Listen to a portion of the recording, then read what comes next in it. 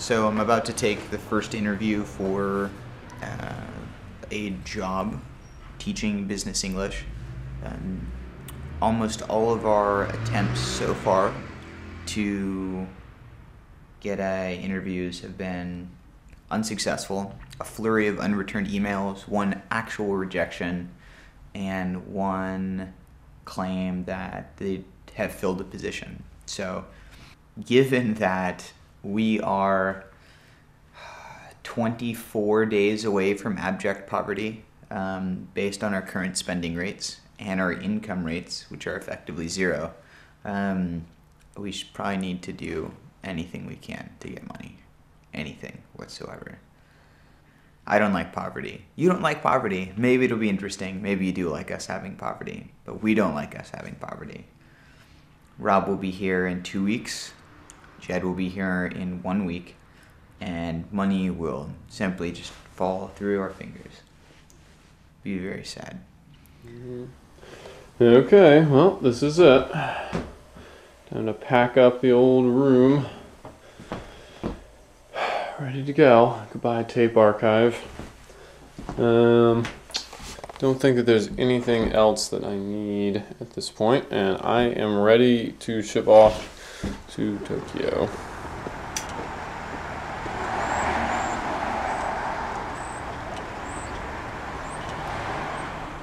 So my name is Jed. I'm the editor for JetSetZero. I've been off camera so far, but I got involved with JetSetZero about a year ago. I was working in New York City as an animator at the time, and I had moved there after college, where I went with Brian. As anyone with any insight into what our lives look like now, if you can imagine how chaotic and organized they were in college, I mean, that's kind of, it's exactly what you think it was. So when he started telling me about this project to, I don't know, travel the rest of the world on this low budget and film the whole thing, and he started, consulting me about film questions and how do we do this, the production end of things, I think at first I was resistant to the idea of leaving my very cushy job, but it grew on me to such an extent that I had to come. I had to do it. Man, I don't travel a lot, so I guess maybe I'm not the most seasoned or experienced person with airlines and the problems that can arise, but I have never heard a story of travel as terrible as mine was of getting from Massachusetts to Tokyo. Okay, so behind me is, I think, the 6th time that I will be going through airport security in one form or another, either in or out, without having yet set foot on a plane. So my fingers are crossed this time. I think we're gonna make it. I think that I'm actually going to get onto an airplane. Going to Detroit, of all places, but it's an airplane, and I think that's progress.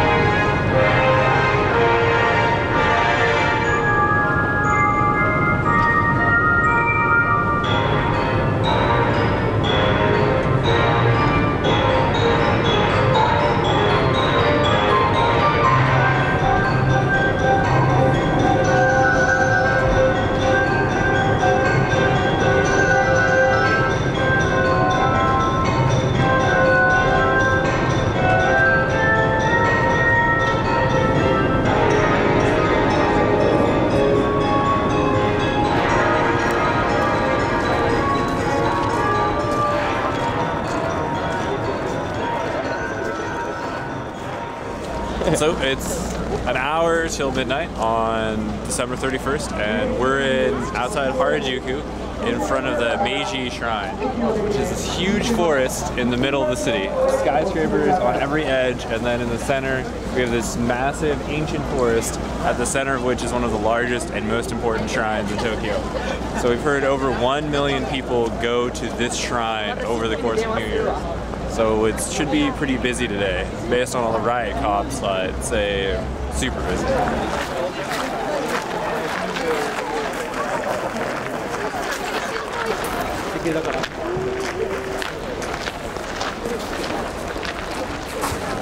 Hour 7, day 3. This line is not moving. Slowly running out of food and water. Can't talk to people, explain our situation either. Give us blank stares and watch their television screens on their mobile phones. Yeah. So we've been in this line for maybe an hour, and it has only gotten longer behind us. So much longer. Half the forest is just fucking people standing in this line. So all of this build-up, we are so excited for New Year's, for the end of the line. And New Year's comes. 5, 4, 3, that's it. And there's a scattered countdown and silence. After which there was some scattered cheering and people went back to texting on their cell phone and watching streaming television. So we wait, we get to the temple. This is what we've been waiting for. We are ready for the fucking New Year's dragon to come out and breathe the lucky fire all over us, or something, right? Anything, really. The monks to put on their show, them to bust out that New Year's sake.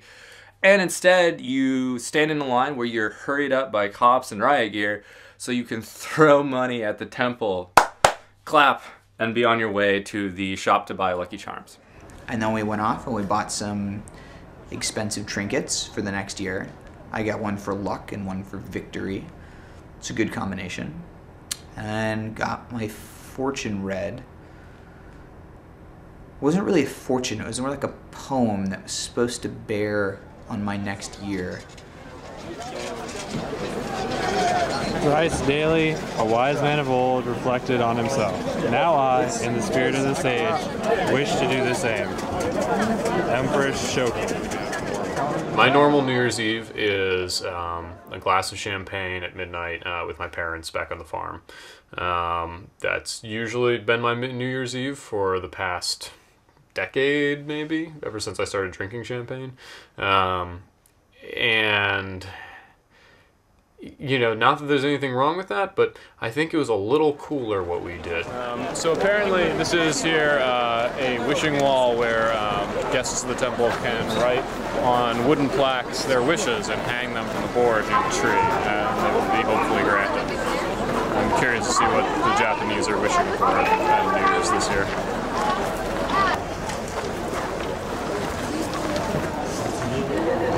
I especially like this one here, wishing for a cupcake.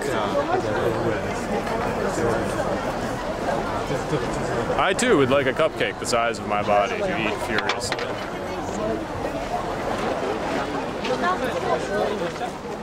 My New Year's Eve was non-existent. I had no New Year's Eve between 2008 and 2009. It just didn't exist. It was 2:30 p.m.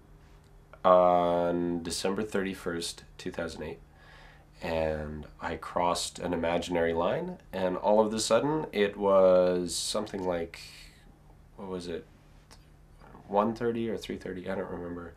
It was an hour later, a year later. Hey, if we hug hard enough, we'll break Matt's laptop. I had separation anxiety from JetSetZero. It was like this constant stream of information about where the project is, how we're doing, where we're going to live, how we're going to make money was just severed. It was just like suddenly a viewer of the show and not part of the show anymore. It was a very, very strange experience. I was terrified all the while. Here we are in the world's second most expensive city, and it didn't sound like jobs were going very well, and I wasn't sure because the blog didn't tell me as much as I wanted to know, and it felt very illuminating. It was very strange. It felt like transitioning from being part of this cast and part of this team to being like everybody else that checks our website and watches our videos.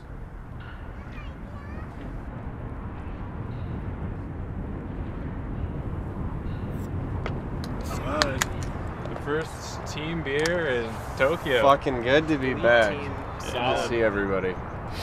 And